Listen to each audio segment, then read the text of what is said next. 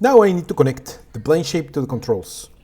To connect them, I'm going to do it manually first, so you know what is happening behind the scenes, but at the end I'm going to connect it with a script that you just need to configure.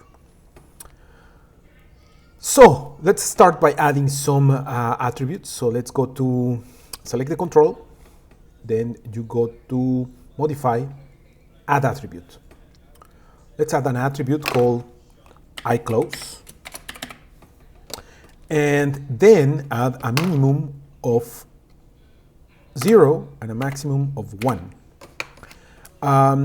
We are going to leave it here in data type into float, which is the default attribute type scalar. This is the attribute type. Don't worry much about it at the moment. You just need to know that it's float because it's a decimal. You can put 0.003 and minimum 0, maximum 1.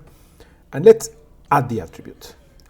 We need the exact same attribute on the other side. So let's add it.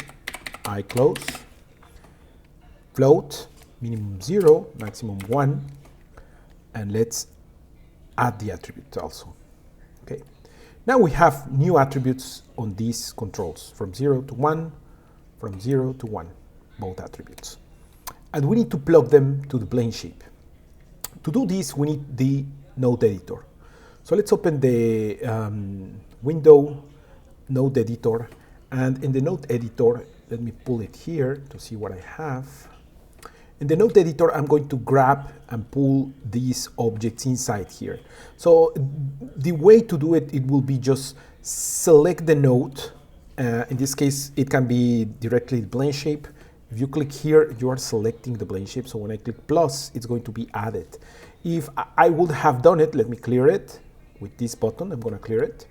I'm going to select it and just add it. It's going to add just the transform and the geos. From here, you can look for the connections. To look for the connections, you click this button, input connections, output connections, or both. And the depth of how much is going to show is this value. So it's very important, like if you don't want to see the whole graph of the rig, you just put 1 here, and now you're looking at only one connection of those geometries. And there it is, the plane shape.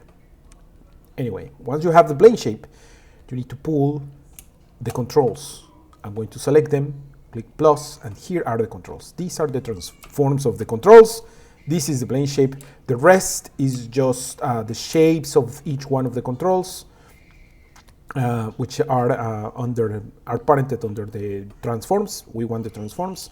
And these are the shapes of the geometry and the transform of the geometry. We just need the plane shape. So to clean this a little bit, usually what I will do is I will select these 3, which are the ones that I care about, clear it, and then add them.